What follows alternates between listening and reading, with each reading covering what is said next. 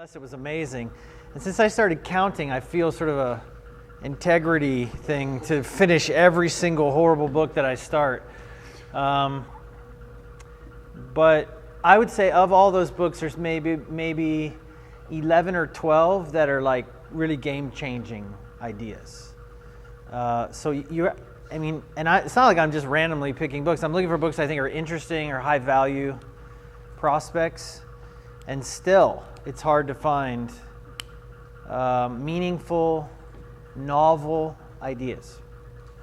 So I'm sympathetic, toward your leadership plight to find fresh, inspiring, insightful, challenging ideas. So that's what this is. This is not going to be highly spiritual. It's not going to be highly curriculumized. I have no plan for this at all. But what I want to do is maybe just think of something that I think like this is a real powerful idea, a gem. And maybe even debate it a little bit with you. Find its flaws and that sort of thing. Although I won't share it unless I think it has real merit. I think I should turn this off. Is that okay if I turn this off? If it gets hot, just let me know.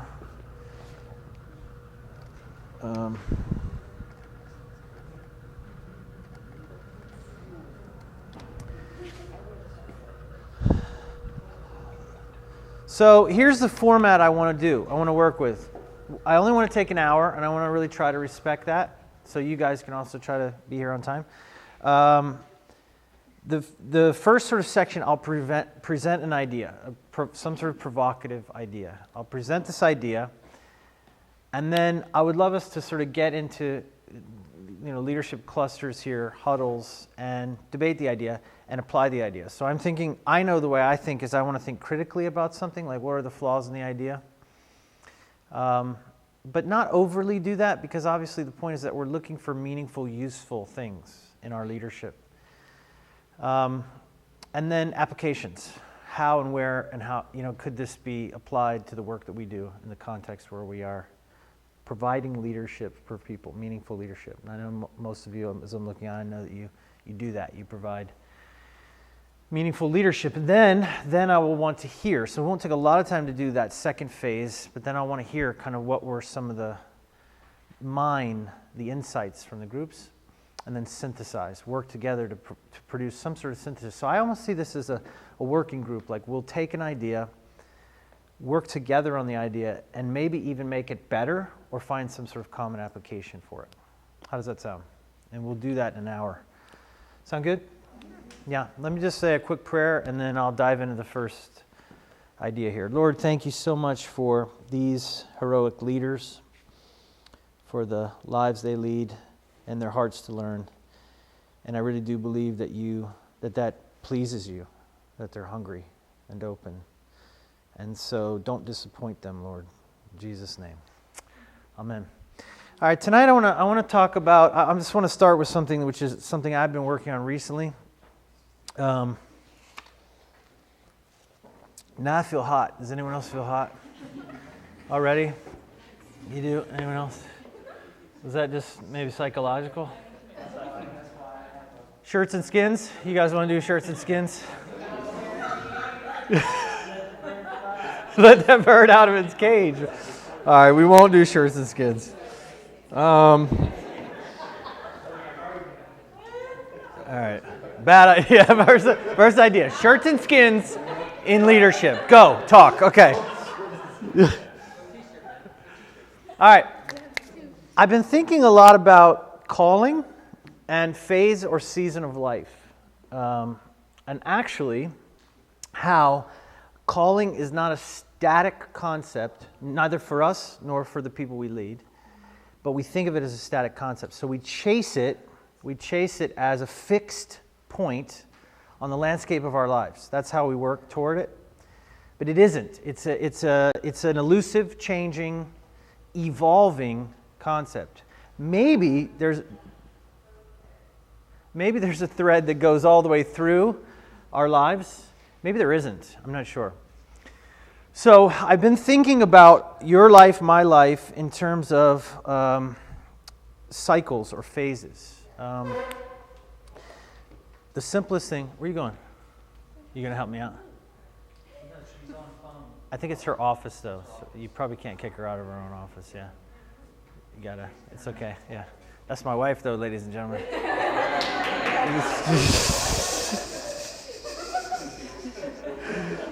Go get him. Go get him. All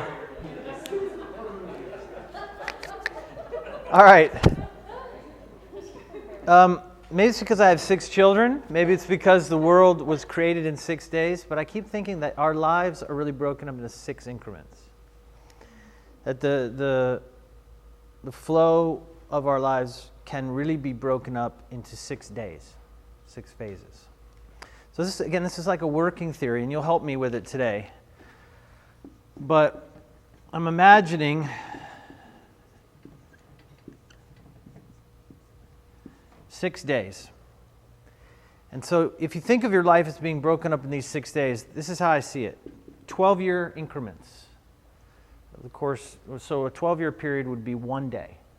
The first day of your life being birth to 12. The second day being 12 to 24. The third day, 24 to 36. The fourth day, 36 to 48. The fifth day, 48 to 60. And the sixth day, 60 to 72. You said, well, Brian, what if you live beyond 72? You shouldn't. You should die. No. What are you doing still alive, man? This is crazy. And the seventh day, of course, is, it's rest. It's about, the seventh day is really about the end of your life somehow. So work with me for a second. Think through these concepts with me. If you can think of your life in these 6 increments, 6 days, I started thinking, what are the developmental realities of these 6 days of your life, 6 phases of your life? So I started thinking about what is the sort of developmental imperative. That is, you really should be doing this in order to grow, in order to develop in this day of your life. What then is the sort of development? We think in images, I think. So what is the developmental image for that time, that season, that day? And then what are threats to development? Because not everybody actually develops. There are things that block or create obstacles to our development. Now, why I think this is important, and I'll sort of lay out the theory here in a second, but part of how this relates, I think, to calling is that what if our calling changes depending on the day you're in? What if somehow your perception of calling, how you interpret it, and then, of course, maybe even how you apply your sense of calling is different depending on the phase of life you're in, the day of life you're in. I think we all intuitively know this is true.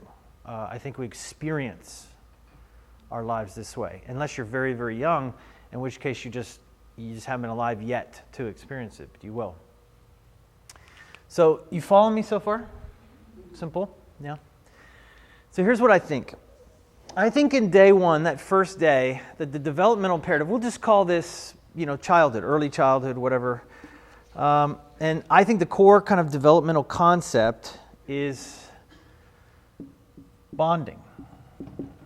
I've done a lot of thinking about this. This is the sort of the word I want to settle on here.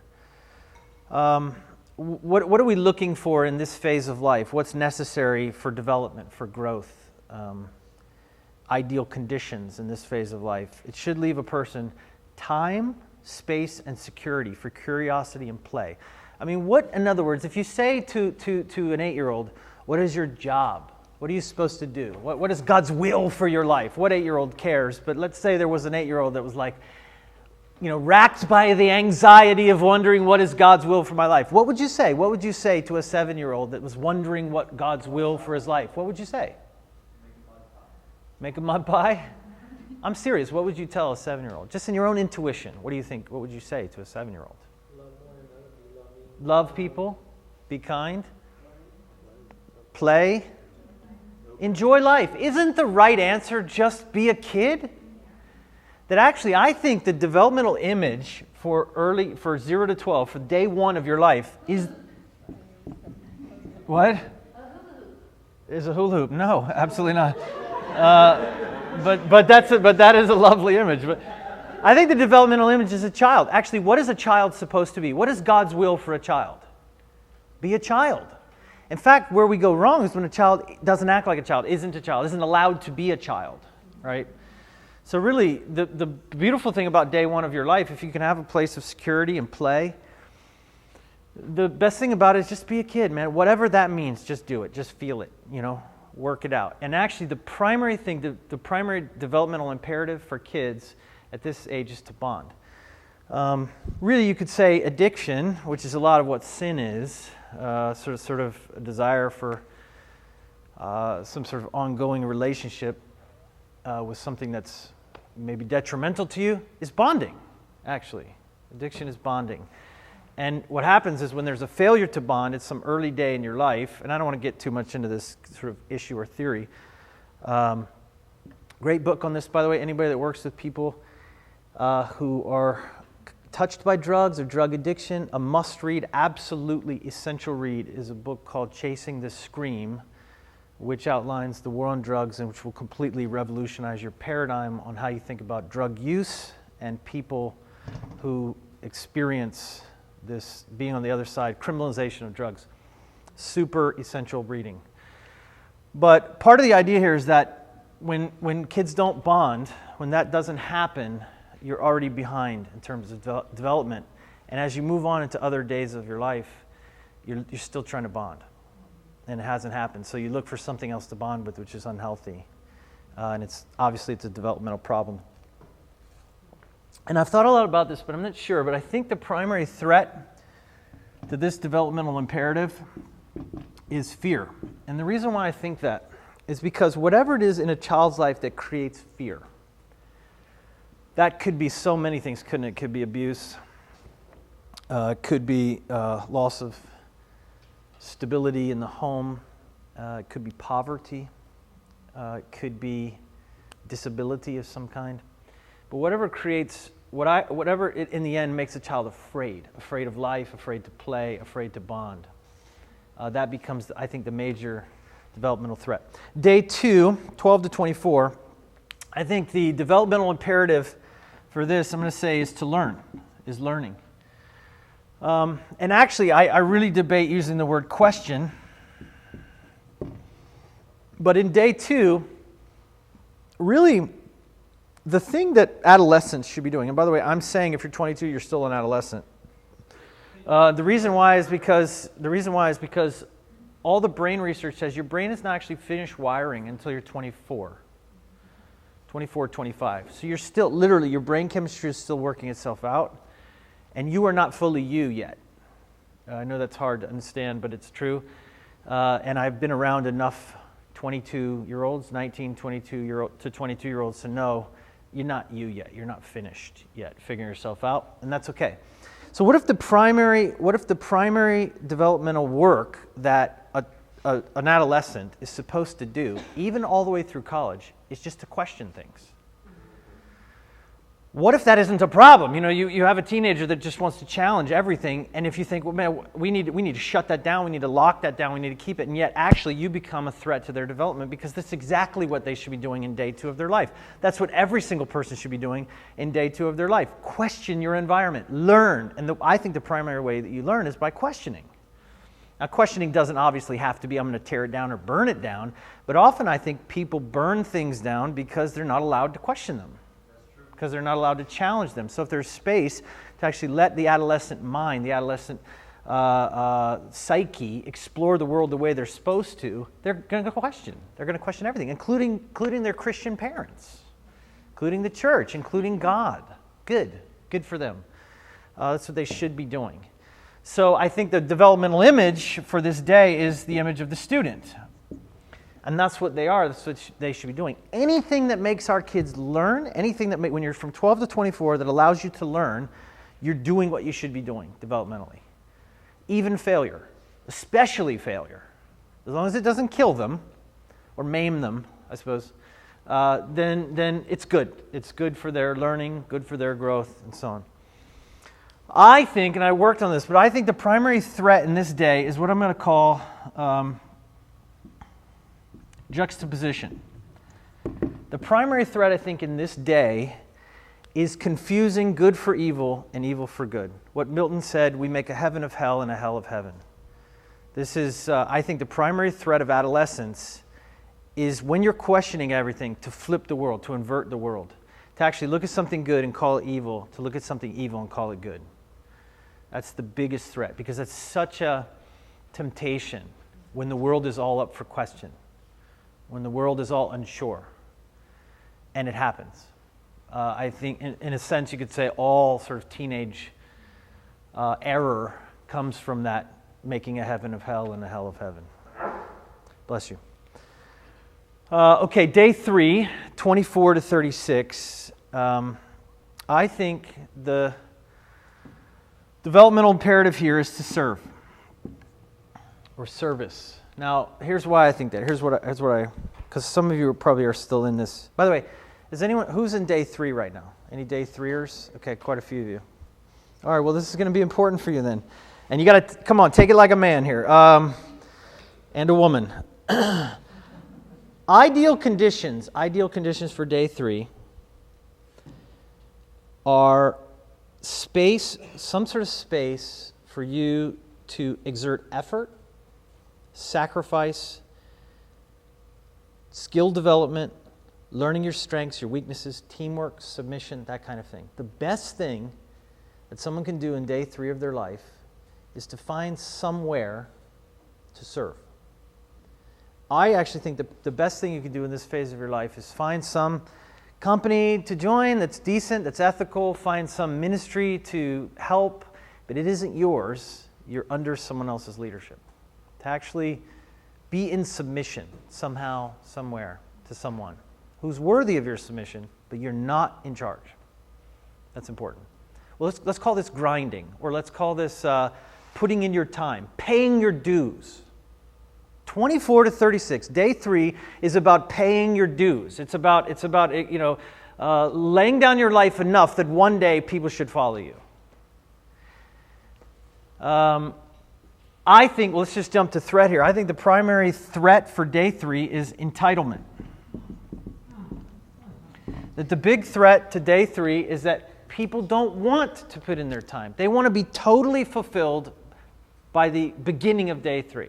They want to find their ultimate calling. So when we talk about calling, mostly when people hear that and are drawn to the idea of calling, at least in my experience, it's because they're thinking about self-fulfillment. That's what they're thinking about.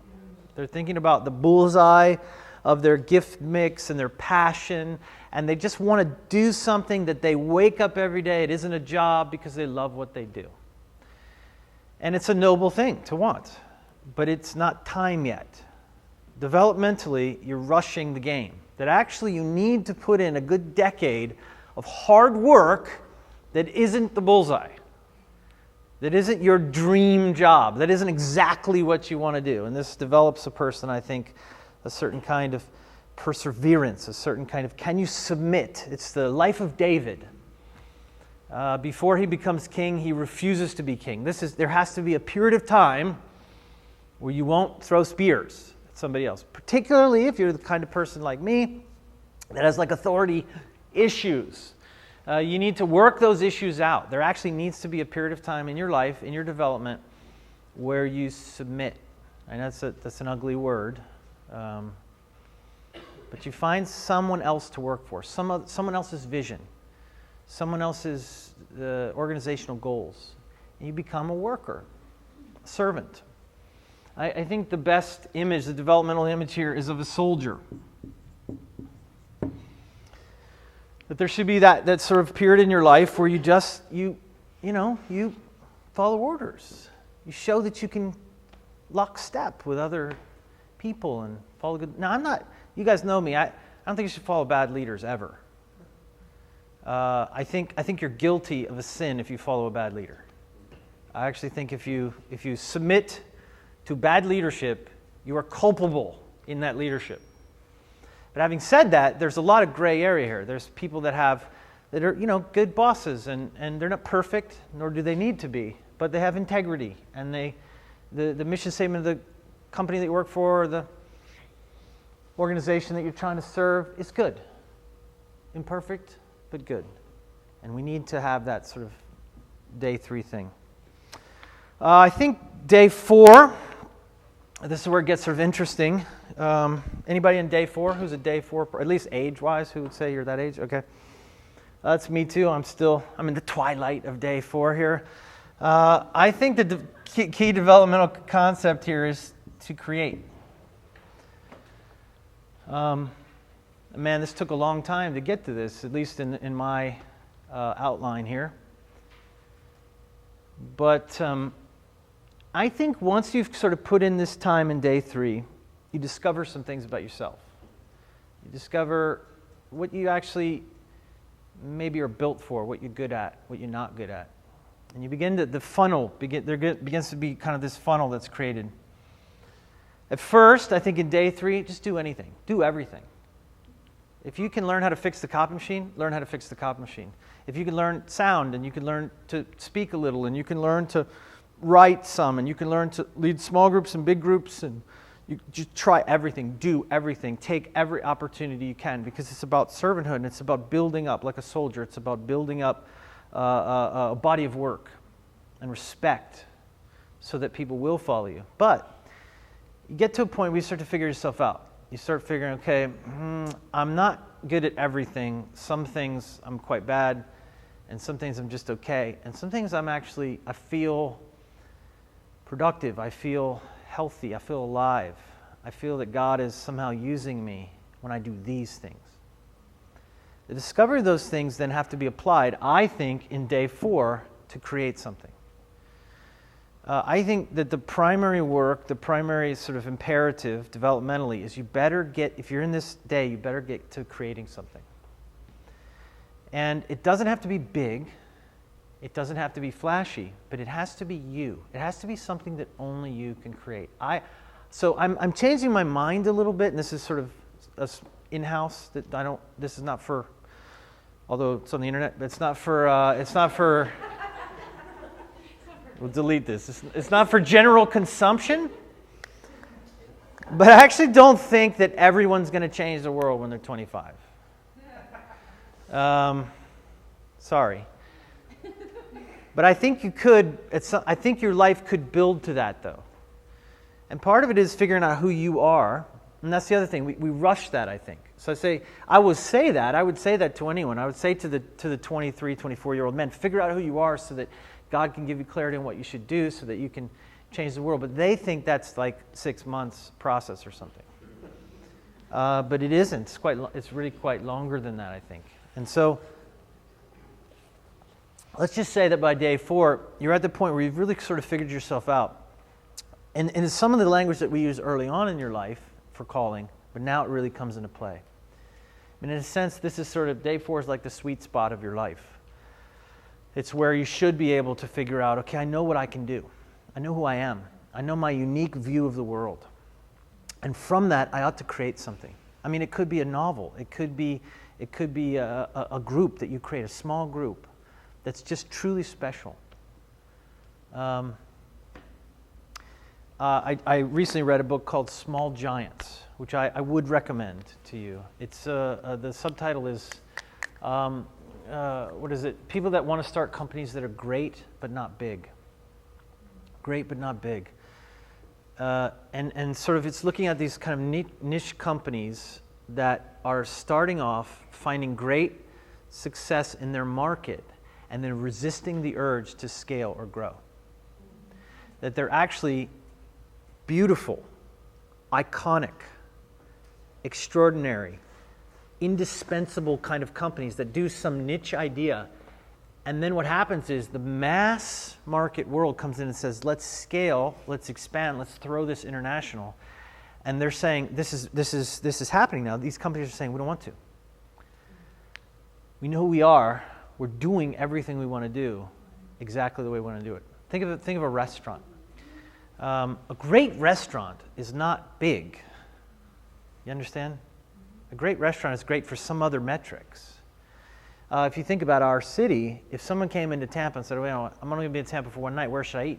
There are places we would say, go. You want to go to the Columbia, you want to go to Burns, you want to go to La Teresita. We have restaurants that we think I'll put it this way, if those restaurants were to close their doors, the city would mourn that. It's a loss to us because they're us. They somehow express the culture, they somehow express who we are. And you would tell people that if you came into town, you're going to want to go here. You're going to want to try this. You're going to want to, if you can only go to one restaurant, go here. This is what it means, I think, to create something that's indispensable, not big. It may be that some of you have it in you to make something which is big, and big could be something meaningful, but it isn't necessarily meaningful. Just because a thing is big doesn't mean it's meaningful. Enter the mega church. You can have a big, huge church. It has almost zero cultural value to the city that it's in. Possibly even less than zero. Whereas if it were to close its doors, there might be people that would be like, oh good, now a school can have that big building or something. I'm serious. Actually, negative return on that massive investment. You tell me, are bigger churches better churches? No, it's not a trick question. No, the answer is no. It could be, they could be, but I think what would make them great is not that they're big. In fact, the bigness of it actually becomes an obstacle to indispensability, to being extraordinary in some way. And think of a restaurant. What makes a great restaurant is not that they add more tops, more tables. They say, well, it's a great restaurant, there's 1,000 seats in it. Were you serious? Like what? It's almost like if you made a restaurant that big, how could you keep it great? The idea is to have a small shop which is indispensable to the place it is. If we're going to start a ministry or create something, which is something that you do in day 4 of your life, it ought to be something that's indispensable. You want to think that at least for the people that it serves, it becomes something truly special. Now that is a good goal for a day 4 person for your life. And I do believe that every single person could do that. I really do. I think especially if you've been allowed to develop to that place where you're ready to do something like that. And I want to stress, it doesn't have to be flashy or even known, but it should be truly you, truly something that comes out of your experience, your strengths, your sense of self, your network. That's sort of a day 4 thing. I think that the developmental image, maybe for day 4 of creation, should be maybe the disciple maker. Now, I'm not saying that you're not making disciples throughout the whole of your life. Of course you are. And I'm not saying that you're not all of these things all of the time, because we are. But the big image is now it's sort of time that you do something in the world that makes disciples, that really brings people into encounter with God in a totally unique way, possibly even never done before. Not like this, not here. I think the primary threat maybe for day 4 is avarice. Avarice is just a fancy word for greed, but it's the desire for material or for more money or possessions. The big threat to us in day 4 is to just make money and to grow our personal empire. And I think that's a distraction. I think at the point in our lives where we have the most potency developmentally to actually do something unique in the world. So when we were ready to make disciples and do something unique and special was in day 2, and we weren't ready for that. And we couldn't do it, and it failed, so maybe we gave up. And when we're really ready to finally do that, which is day 4, we're off doing something, trying to make a bunch of money or impress our neighbors or something like keep up with the Joneses or something. So that becomes the primary threat there. Day 5, I'm going to say giving. This is the word I'm sort of settling on here. The developmental imperative for day 5 is to give that away. Whatever the thing is you create in day 4, you find a way to distribute it to the world in day 5. And the developmental image is that of a leader. Actually, what I think people in this age group, 48 to 60, they should be seen as leaders at that phase in their life. Everyone should meet them, just breathe the air and know this person is a leader. And actually, they're a leader because they're giving something away, because they're passing on this great thing that they've created, they've started. Somehow it needs to be expanded, multiplied, whatever word you want to use, the spread, the building, something like that, of that thing. This is when it'll feel like, I think day 4 and 5, it'll feel like you're in your life's work. Even if that's a side. So maybe you work a job, and that's not your life's work, but it pays your bills so that you can sneak off at night and do your life's work. So that on the weekends you do your life's work, which could be a one in a million ministry to single moms that no one's ever done, not this way, not your way, and not in this place and time. Maybe that's never been done. And then I think day 5, what comes out of that experience is you start to want to pass that on. You start want to see that idea multiplied. This thing which you have sort of figured out how to do. And this gives you quite a bit of time to iron out some of those wrinkles in the thing that you've created. I think the big threat in day 5 is distraction. That I think it's possible. This continues to be like a funnel, I think. So when you get to day 5, you should be doing almost nothing except for giving away this gift, this thing that you've created, seeing it distributed to the world. You should really not be doing things that don't work toward that goal. You know, people who are 50, 55 years old should have their eye on the ball. They should know what that ball is. Contrast that to, say, a day 3 person who should be doing everything. Anything that they're asked, they're doing. They should do. Developmentally, that's what they should be doing. Whereas the day 5 person, the exact opposite. Do not be distracted. They should be laser beam focused on what they know makes the most fruit for the kingdom in the world, because they know. And then day 6, that sort of final day of your life, this is the only noun I wanted to choose, but the idea is just legacy. That's Bobby Clinton's idea. So Bobby Clinton has 3 big phases of life.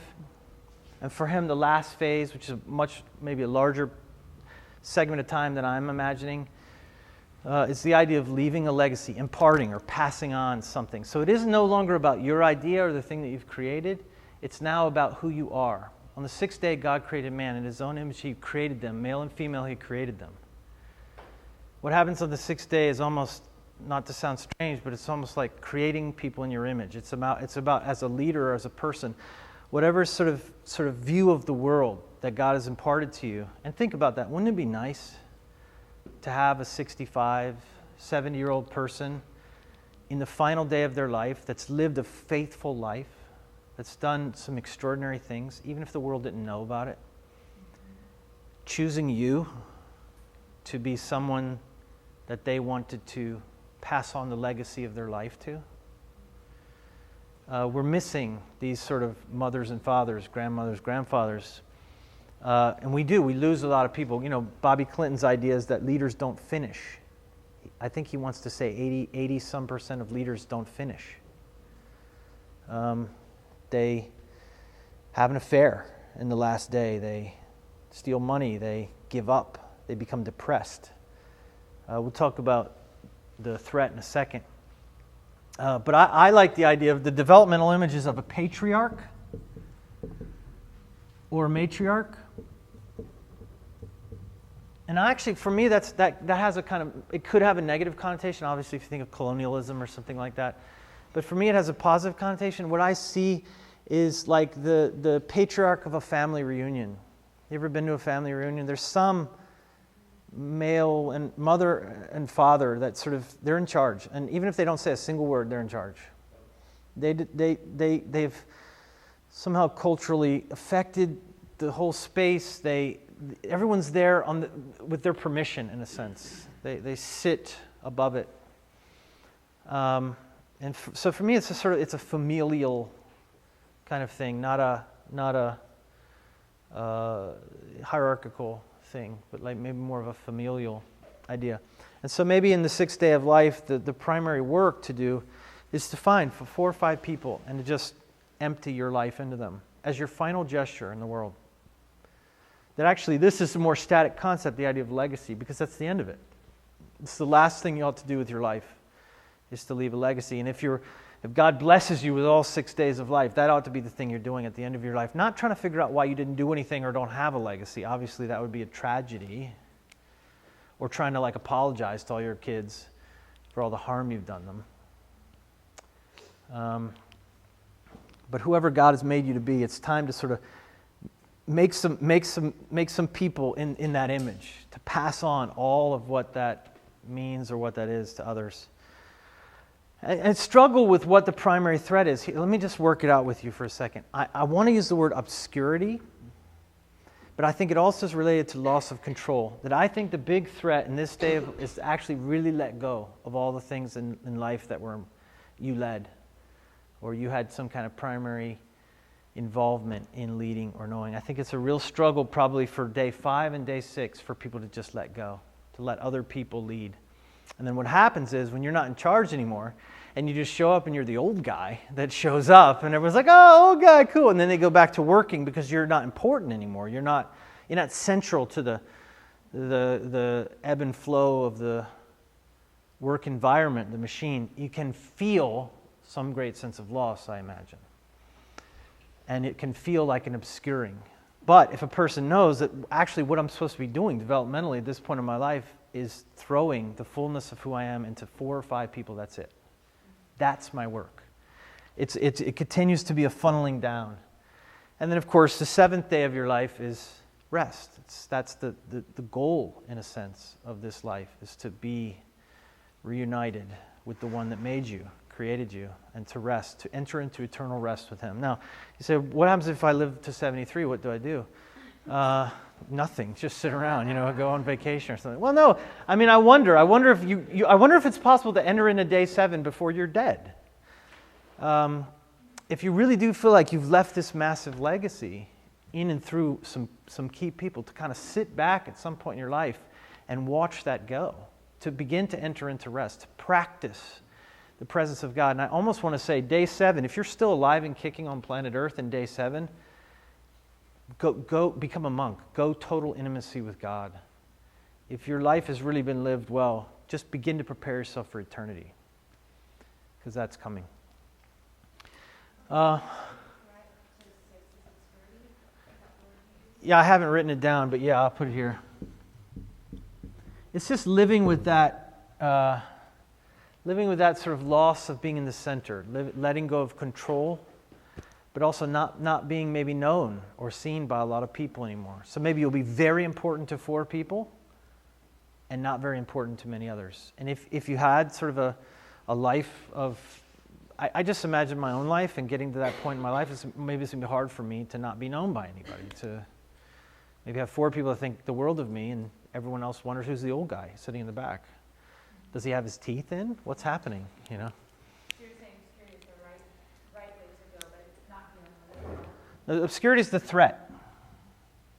Is it obscurity or the fear of obscurity? I think obscurity itself is the threat. I think that's the feeling of obscurity, feeling like no one can see you, no one notices you, is the threat. So listen, let's think about this just real quick. The idea of how does calling intersect with these things, these ideas and days of your life? And then I want you guys to discuss this. If I'm right, if this theory holds some sort of water, of course it won't be exact. Of course these time periods are, vague if at best. But let's just say there is sort of this developmental curve. How do you think calling then intersects these ideas? So if I ask, a 19-year-old to figure out their calling, and I ask a 50-year-old to figure out their calling, am I asking the same question, actually? I'm really not. So you can almost say that at its core, each of these days, each of these sort of developmental periods require a different kind of calling. Now, having said that, I do think it's possible for a thread of calling to work through the fullness of a person's life.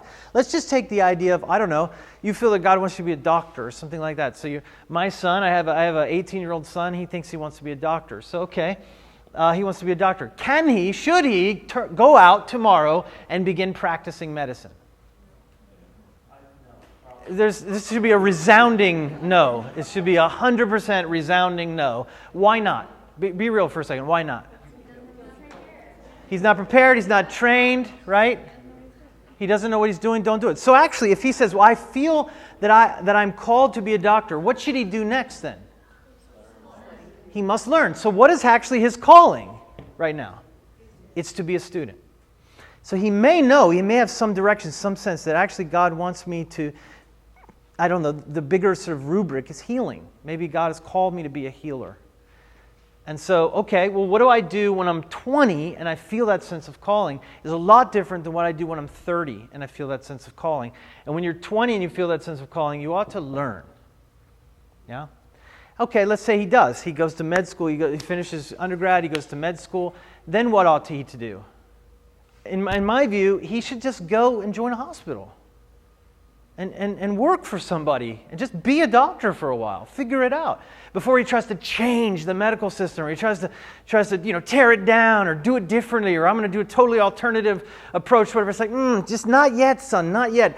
Go actually just be a doctor for a while before you think you know what's right or wrong with the whole system that you're trying to change. Go serve in it. Be humble. Come underneath other people. Again, don't do evil. But if there's a sort of a system with integrity, enter into that system, learn the system. Let's say you feel like, kids or education is your thing. Well, first you must become a student. Your calling actually become a student of education to figure out how to do that. And then I think maybe the best thing to do before you go make an alternative school or something is like actually just teach in the school system for a while. Be a teacher. Figure out what it's like to be a teacher. And then you'll figure out what works and what doesn't work. And of course the problem is then either people want to rush their creation day. They want to rush their day where they make a charter school, but they've never taught before in schools. They want to start a new kind of medical approach or something, but they've never actually practiced medicine, and that's too soon. Or they get stuck in day 3 where they work for the man, they work for the school system, they work for a hospital, and they never get out of day 3. They never feel that they can challenge it or create something different, something new. So then, maybe he's in day 3 and he just works somewhere, but then finally, when he gets in his mid-30s, I think it's probably time for him to be thinking, I don't need to do it this way anymore. And maybe as a doctor that's worked for 10 years in the medical care system, maybe he will have some fresh ideas and something that maybe he says this needs to be something that brings the kingdom into the world. Maybe he moves, maybe he goes to the developing world, something like that. But all through his life, all through the kind of flow of his life is the idea of healing. And I do think that we can figure out that kind of calling, even when you're very young. Because the only way to know that calling, that sort of thread that flows through the whole of your life, through every single season, is to be able to predict the future. The only way to really know what it is you're called to for the fullness of your life is to tap in, to be a seer. It's actually to have some sort of prophetic vision of the future. Well, the good news is we believe in that. It's very possible, actually, to interact with God, who knows you, who also sees and knows the future, and He can and often does, and I think will give us glimpses of the direction of our life, the future, His preferred future for us. But in my experience, it's never specific. It's not like 100% this is exactly what you're supposed to do for the whole of your life. But actually calling is something that sort of evolves. And in each of these days of our lives, we express our calling in different ways. So it might be healing, but for the first, 8 years, you have to go to school. And actually, that is living out your calling. You are living out your calling. Because you're in there figuring out the biology and doing the math and so on. And maybe through the whole of your life, you can look back. The only way to really know for sure is retrospect. It's to look back and say, I just imagine, some day 6 people can look back and see, that's what God always did through me. That's how He always used me. And then we can get glimpses because we can see a little bit of the future now. But the only real way maybe is hindsight. The only full way is hindsight. All right, get into groups. Just turn to your table and actually balance out a little bit here if there's only a couple maybe. And just talk about it for a second. Talk about maybe flaws in this idea, applications for it, implications, applications. Let me give you about 10 minutes to do that. Just debate and discuss. And if you don't know each other, introduce yourselves, obviously.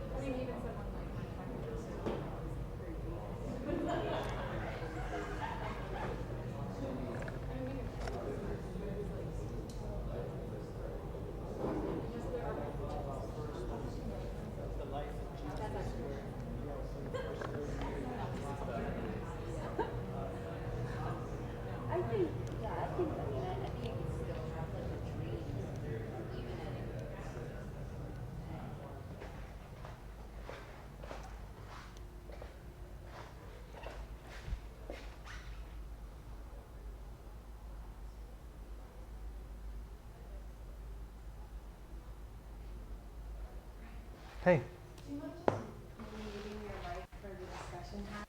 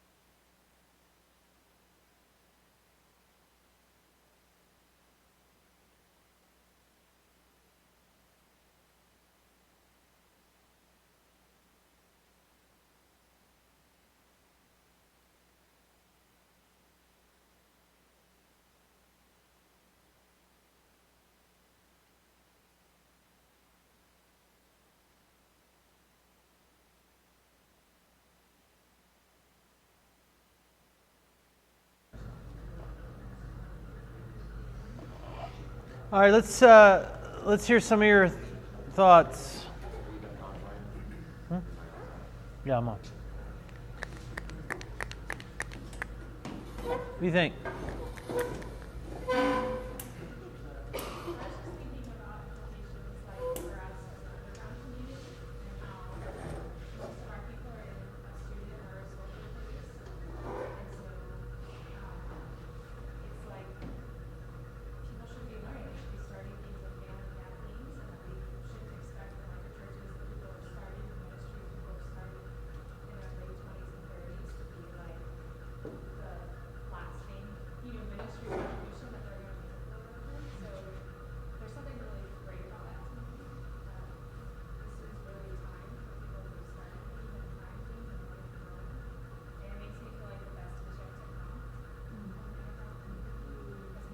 Takes a little bit of the pressure off to succeed at the first ministry you launch at 25.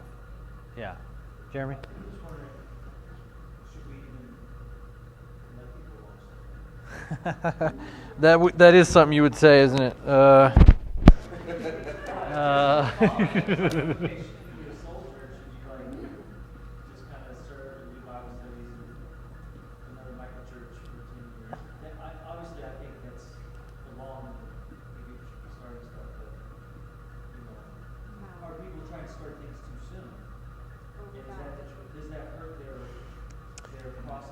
Yeah, that's a really interesting question. I think, like Stacy's point is like, if they're starting something as a student, in other words, I'm trying to learn. So I'm just trying to start this ministry because I know that my primary work right now in life is to figure out what I'm good at, what I'm not good at, what God uses me, and I want to do everything and try everything and serve. Thumbs up, let's do that, let's go for that. But if it's like, I want to be in charge because I think all these knuckleheads suck at leadership and I'm 25 and I know how to do it, that's a problem. Because then that's that sort of impatience, unrealistic expectation, entitlement. Those are the big threats in day 3. Is like, I think I should be able to control all my environment now. And I think you're right. If starting something means breaking away from everything else, I think it could be a problem. But like the way Stacy said it, if I'm starting something, but I'm a part of a community, I'm a part of, and it's just learning environment and experimentation, and I'm still sort of, I guess maybe the right way to say it is in submission somehow, or covered by something or someone, I think that's totally different. And I think it's fine. It's great for that age group. In fact, it may be the best way to learn. That's probably how we've seen it work the best. Yeah. And then you have some people pull away, because if they break away, that's what's like, oh, it's kind of gross. But interestingly, if you talk about the underground, so then we should actually probably start seeing some 34, 35-year-olds actually really become totally independent of even the underground community. Then they got to actually get to the point where they feel like they really shouldn't be doing their own completely independent and autonomous thing, maybe in another place or maybe even locally. That also could be really healthy. And by the way, you could go sooner than this. I mean, I'm sure there's like little savants out there that at 27 can start the next big amazing thing. I'm sure. I don't want to be too fixated on the ages or the years, but maybe just the developmental process itself. Like, you need to have served. I think if you're coming straight out of learning as a student and you're like, people should follow me, and I already know that this system is broken, but I've never actually served a day in it, I think that's problematic. I know I wouldn't want to follow that person. I'd have trouble following him. What else? What else do you notice? Yeah. I feel like it's focused more on like processing with people who maybe fell off the bus or something. Maybe they never bonded because of abuse or something like that. Or maybe they never really served anyone until their 50s. You know, they're not there yet. They're not creating, but they're also not, you know, We get into the threats. yeah, the threats have overcome them multiple times. How do they get back on that process of development and maturing so that if they do, you know, at least from that point on, have a fulfilling and God-led life? That's a really good question. I don't know. I guess maybe what I would, help me out. What would you say? Maybe what I would say is you could still go through that process in an accelerated way. So if you're 50, and you just became a Christian, and you just stop care. You've only ever cared about yourself. You're on your third wife, and you just found Jesus, and you're like, I've already blown all these days of my life. What do? I feel totally discouraged by this, which I think is going to happen. I think people are going to hear this and be like, thanks for nothing, dude. This was the worst session ever. I just wasted my life or something.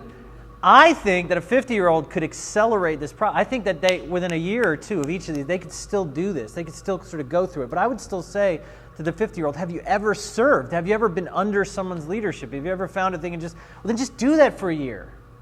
Find somewhere to do it. And then slowly come out of that process. But still go through those phases. Maybe you could accelerate because you're older, you have a better sense of yourself, there's more maturity, there's less hormones in you, whatever. I mean, there's maybe you could go through it a little bit faster. I don't know. I'm just thinking, like Calvary Chapel, their kind of traditional model, they saw a lot of people that came from midlife came to Jesus, and one of their models to like get people like up to whatever maturity was like you have to serve. Like it was kind of built into their model. Now their traditional model, they did see an accelerated kind of discipleship timeline because they were explicit about it. You have to come here, set up chairs, serve. It doesn't have to be about you. No one's going to pat you on the back for it. And they're seeing like midlife dudes like really accelerate very quickly, like humble, kind of learning postures. It's kind of it's a sweet version of that model. And I think it builds upon itself. I don't care how old you are. If you've never asked questions, if you've never challenged the system that you're walking into, you're a liability. You need to have asked the question, why do we do this? Do I believe in it? If you just handed a thing, I mean, that's not healthy. So some of you, if you were always good little kids and you always did what your parents said and then you walk straight into church leadership, that's not good. You missed a section where you were supposed to say, I don't know about this. Now, you don't have to be a jerk about it, but there needed to be some point in our lives where we're asking, is that true? Is that real? Is that right? And then I think when you come to your own answers, then they're your answers, right? So you can't skip that phase. As much as I'd like my kids to skip that phase, as much as you hate being a part of it and watching it happen, they have to do it. And it's been good for me because as I watch my teenagers challenge everything, including me, I'll just think, it's hard. Do I resist that? So as a developer, as a leader, do I resist that? Or do I actually say, man, you guys are doing exactly what you're supposed to be doing. I'm proud of you. I think you're wrong, Dad. Yes, good for you. Good for you. I'm not, and you're going to figure that out, but good for you for questioning it. Good for you for asking. You're doing, this is crazy, but you're doing God's will. This is what He's called you to do. Question the world around you. Learn. Figure out why. Take it apart. Look at its pieces so you can put it back together again and throw some pieces out and do it better than we did. They have to be allowed to do that.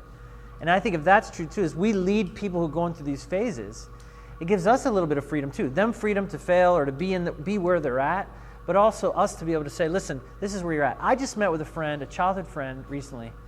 So he's 44, he's a year older than me. And he's still kind of grinding. He's still sort of living a day 3 life. And I was like, dude, and he sort of has a certain salary and it's like, can't really let go of it because we're getting the money. I'm like, listen, man, you're running out of time for day 4. Create. And if you have to quit your job to do it, do it. God has put something in you. I know He has. This guy's sharp. And I'm like, you only get the one life. And you only get this one day, one time. Don't waste it. And that's the thing of avarice. Like, it's hard to give up that high-paying job. It's hard to give up that lifestyle or whatever. It's like now you're sort of there because you grinded for a while and you earned the money and you got the promotions and now what? Well, it's like a lot of people figure that out. A lot of people do. They figure out, like, forget it. I don't need it. I don't care. I don't want to live in this rat race. I don't need the money. I don't need the prestige. And they give it up and they go and they go back. Bruce Young becomes a teacher, a high school teacher. Leaves that world because he saw, like, man, I'm at the twilight here of my day 4. I better get on it, And money doesn't matter, really, not in the developmental sense. So also seeing where people are at that we lead and helping them maybe, I don't know, give them permission to be there, to be in that phase. What else? What's the flaws here? I mean, what's the issues? No, Yeah. I'm just thinking of where I am in life and the parenting. I guess I don't know how to ask that question, but sometimes it feels like when you have kids and you have a lot of kids, they take up so much time. Like, I think I consider myself an exception who's tried to fight that. Tried to fight putting all my eggs in these little baskets, but you still do want to put eggs in them. You know what I'm saying? Like, I want to deposit everything I can and be a good parent. And of course, that's different in timing and everything. People are different. But then there's this sense, like for me, wanting to be a counselor.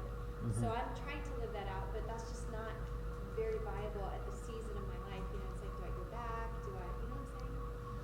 So I don't know if that's I don't know if I did a good job of answering that question, but it definitely is what I'm feeling as I'm listening. You're right. Yeah, I'm not sure how maybe parenting fits in, except for maybe it feels to me like parenting is grinding. Parenting is paying your dues.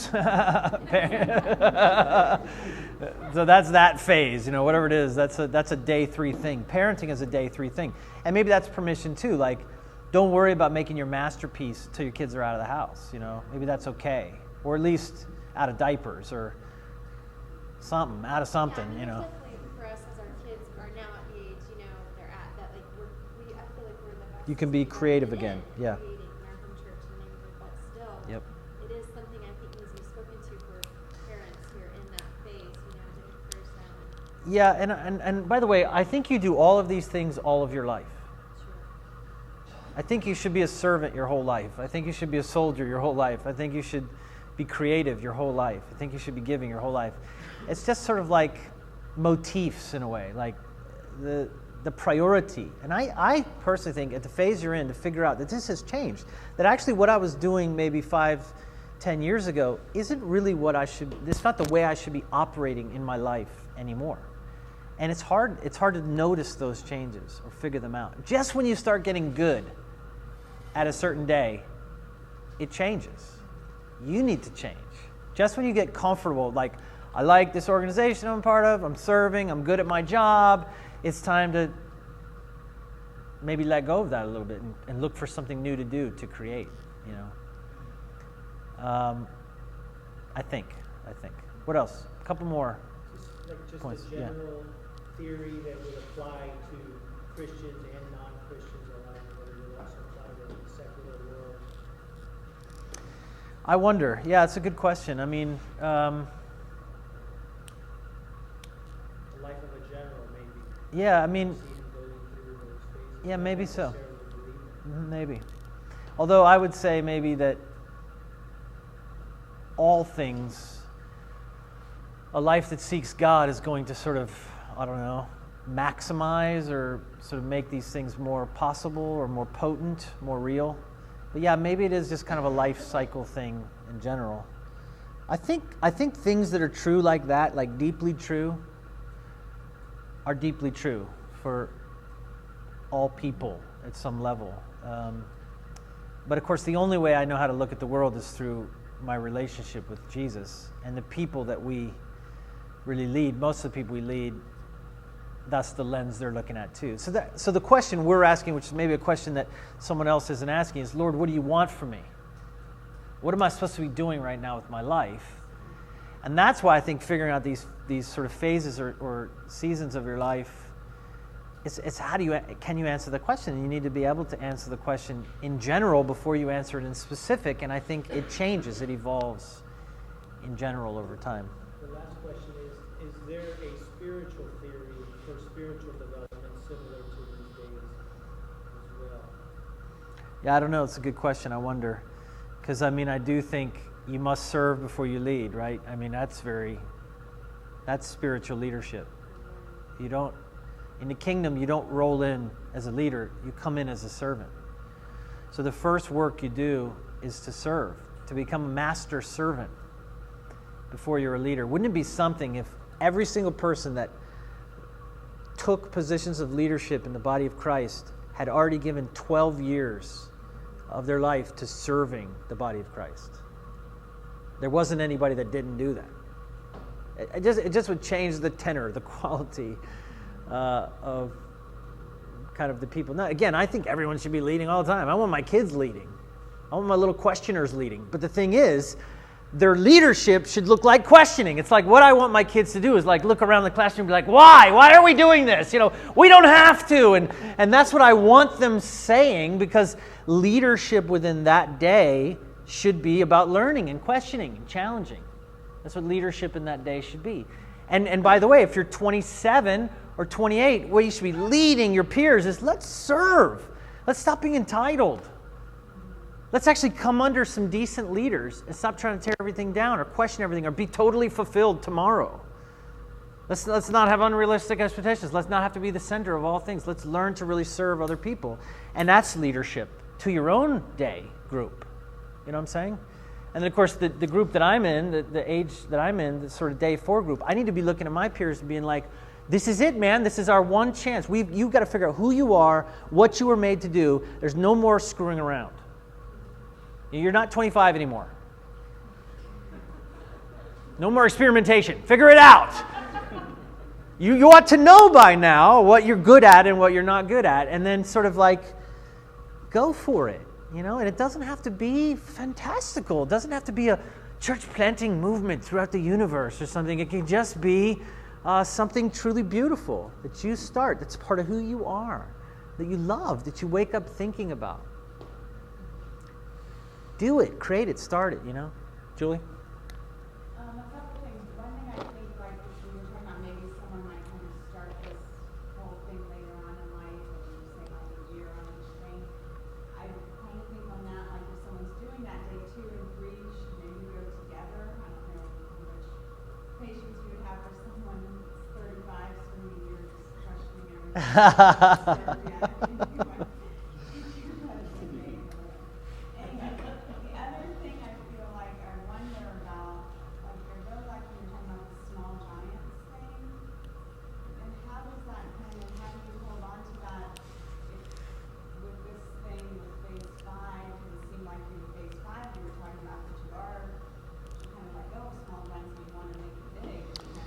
Yeah, I don't want to say, that's why I chose the word give and not the word expand or multiply or something which has that sort of megalomaniac quality, like I want to take over the world with my idea. Let's look at you, for example, or let's look at you and George. I mean, I think you guys are like poster child for day 4. Both of you have created something with your life that's totally unique, totally beautiful, inspiring. The life you've created is not like anyone else's ever. The home you've created is not like anyone else's ever. And it's beautiful. So I would say when you roll into day 5, you need to start thinking about, man, how do we see... you don't need to have the 2020 vision of a bajillion Timothy initiatives in the universe. You just need to say, is there ways that we could see this sort of thing start at other places? Is there ways that we could pass on this technology, this heart that we have, and maybe see a few start up in other places? Give it away. That's what I'm saying. So you perfect it, sort of in that day 4. You create something and you work on it and you figure it out, and now you have something that you did, and you do. I mean, the Timothy Initiative is a good example. It's this thing. It's indispensable. It's beautiful. And now you can say, okay, how do I give this away to the world? It could be that you write a book about it, and that becomes something that's your gift to the world. It could be that you sort of codify it somehow into some principles or ideas, and you move around and try to give it away to other people. It could be that you start a few in other places. It's not so much about scaling as it is giving. And I think each little thing that we create could look totally different in how we give it away. So I'm not trying to inspire like, take over the world, although some apostolic people may have that in them, to really multiply and to see hundreds of thousands of things, people reach, things created. Fine, that's great. And that would also exemplify that sort of day 5 giving, the giving away of your creative thing. It becomes a gift not just for you, but for the whole world. Anyone else? By the way, John, say something. So I got a text from Brad about a question being asked. And I'm like, where is he? Is this on the internet, I guess? I But he said, he was asking about like, not giving too much, like knowing that ages may change and phases or like people that get a late start or whatever's going on. But like wanted to ask like about maybe markers of transition apart from age. So like as you're coming from questioning to serving or serving to creating, or there just to ask are there things to maybe look for the different days, like markers of transition? That's a great question. Let's give it up for Brad. What a good question. What a good question. Help me out. Let's work on it together. Is there such a thing? Do you think there's transition markers? Like, talk to me, Tim. Before you ask that question, my question for maybe statement was going to be somewhat in that same vein, that I think if we boxed ourselves into age, Mm-hmm. then we probably create a pitfall, because where I am and the thinker that I am, or the way I process through these stages, I don't need to live in the serve stage for 10 years or 12 years, because I think really, really fast, I learn really, really fast, and I get concepts really, really fast, so I can serve in maybe 4 years. And so I think that's a great, I think it just really goes with So how do you know when you're done, when you're cooked, when you're sort of finished with a day or something? Yeah. Let's stay in serve for a second. Yeah. I think when it comes to serving, maybe one of those transitional markers could be when that person that's serving is continuing to put out so much, because maybe their serve tank or reserve tank is overflowing, because they grasp that concept of serving. And now they're starting to create these pockets of service in other people. Interesting. Any other thoughts on transitions, how that might look? Or John, did you want to say? So just personally, I don't know, like I felt like the 36 felt like just landed on 36, but I'm 36 in June, and I Welcome to day 4. I was like, oh, I love this. This is like, it was just really encouraging. Like it felt like a line that's been prepared for to like a gunshot go off. Go! Yeah, it's like exactly. But looking back over just even the last few years, like I feel like for myself, and I kind of like the idea of saying like nothing's been created. Like it's not, but this like service has come to a thing that has turned into something in a way, and it feels like it's begun to transition.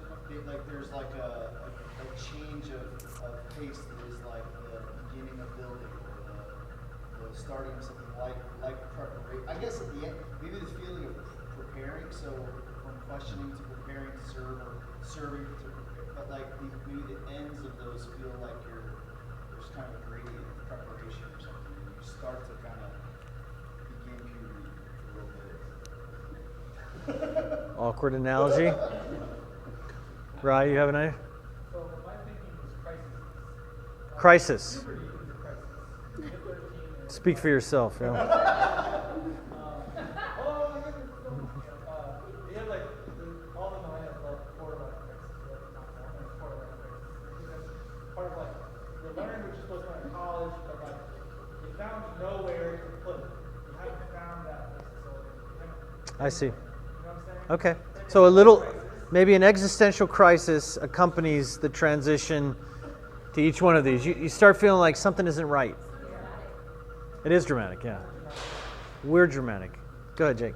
Yeah, I was thinking like there needs to be like some sort of fruit too that shows that maybe you're like able to move on to the next level. Like day 2, like good, you can question everything, but like eventually you need to choose what your values are. Like what are you going to align your life to? And then that might be like a marker that, okay, now it's time that you can serve in those things, and now you've chosen those values. Then. Yeah, I wonder if it's something that happens without involuntarily. I wonder if it's just like you're gonna transition. Like I felt very happy and at home in the questioning phase. Loved it. Still wish I was there, sometimes. But it gets old, it's sort of like, I'm 30. Am I really going to just tear everything down? I mean, at what point am I going to try to build something? I remember feeling that. I remember feeling like, am I always going to be this sort of like pissy, I'm mad at everything? I mean, this is just getting old. I'm too old for this. This is ridiculous. Let's be creative. Let's do something, And I wonder, too, in answer to Brad's question, maybe my best answer to that at this point is that you get comfortable. So how you know it's time to move on is you start feeling like, I got this. So if you're at a place where you're like, I like being the questioner, well, then it's probably time to move on. If you're like, well, I finally found it, I like working here, I like serving, I like being under other people's leadership, and I like somebody else figuring out the vision and the strategy where we're going. I just want to serve, I just want to be a good soldier. It's probably time for you to kick on. When you're sort of like the experimentation, the creating something, but you're not really, you're sort of nervous. This is the phase I'm in. So the underground, in a sense, is I don't know, this is sort of my art, my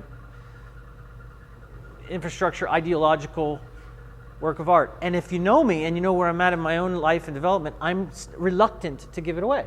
I'm slow to think, let's spread it, let's give it. I'm very sort of like, I don't know, and maybe not, and I just dip my toe a little bit in the idea of the underground being in other places, and I don't know, because it's like comfortable for me. And maybe that is if I think of this developmentally, I have to think, well, Brian, you're coming up on the time where you got to give away whatever it is that you've created. You have to give it away. It's time, and that's going to feel uncomfortable again. So it's this, and I love this idea too that developmentally we're always novices. We spend our whole lives as beginners. This is what it means to walk with Jesus. Every time I feel like I start to get it, he just leads me a little deeper in the journey to a place I don't know a single thing about what I'm doing. And then I sort of do that for a while until I feel, okay, good, I sort of have this down, this leadership stuff. Come on, let's go a little deeper. And he takes me a little deeper into a world I don't know how to do it. So we're always in over our head. That's the point. That's the joy. That's the beauty of it. And if you don't feel that you're in over your head, you're behind.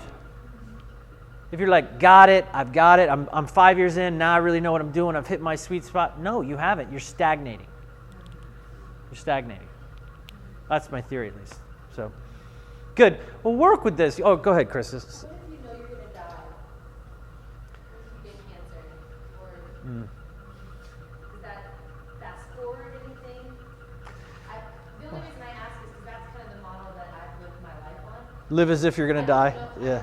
Yeah. I'm going to die, but kind of what kicked me into the start of something was I heard a presentation about 55 for life. You heard about that. It was like if you knew you were going to die in 5 years and you could do anything, what values would you live your life according to? What 5 things you want to chase after? One of the pivotal reasons that I quit my job and sold my things and started this because I was like, I'm going to die at 29. That comes up in April, so I haven't died yet. And then I make another one. But I only think in 5-year increments and live my life accordingly, not with a guarantee of like when I think 72, it's like so far. But I feel like a time pressure and even just feeling like, what if Jesus comes back? Like, I don't know, I think like that's perfect. I think that whatever day you're in, you should feel like it's your last day. I think whatever day you're in, you should think, this is the best day. Yeah. This is the most important day. I want my teenagers to think, this is it. This is what God put people on the earth to do. Question, learn. But then I want the people, I want Anthony, who's giving his service to the underground right now. I want him to feel like this is the best day. But the truth is, if I die tomorrow, what that means is that you have finished your race. And only God knows the duration of the race that He's set for us to run. And if I die tomorrow in day 5, that's no tragedy. That means that I finished my race early, that everything that He had set out for me to do. But I love your heart. What if we live each day that we're in fully, all the way, totally engaged, like this is God's will for me and I will live it with all of my heart and all of my life. It's not like you have to rush off. I could die tomorrow, so I need to start legacyizing, because, wait, but you're not old enough to do that. But no, I'm 27, I could die tomorrow. I need a legacy. Who's going to be my legacy? It's too, no, it's not time for that. That's why I'm happy, because I've already, that's what I've lived. Well, okay, all right. I could die and I'm happy. Well, But I need to take steps back. This gives permission to process, and I think Yeah. that's really cool to have an organizational strategy that allows people to process, because we don't have that permission sometimes. I would just say our generation, or I'll say my generation, Yeah. our culture, Western culture mixed with our generation is kind of a hard mix. And I go to schools sometimes where 8, 9, 10-year-olds are being challenged to find their calling and have to give speeches on that. And I would love to be able to say, you should work. And we're missing that, I think, with Yeah. the whole generation. or to an 8-year-old, just like play, just Right. like really play hard, well, with your friends. Enjoy it. That's maybe the whole point at that point. Good. Okay, great. Good stuff, good thinking. Let me just say a quick prayer for you guys. Obviously, you can stick around and talk if you want. It's nice to see everyone. Sorry we went a little late. Lord, thank you for your love for us, walking with us through each point and phase of our lives. Lord, help us to, feel released somehow by you and to hear your voice at this point, this day in our lives. And thank you, Lord, for however many days we will live in this life. They are gifts from you. Use us, Lord. Burn up our lives for you, so whenever you call us home, you'll look at us and say, well done, good and faithful servant. In Jesus' name, amen. All right, guys. Thanks.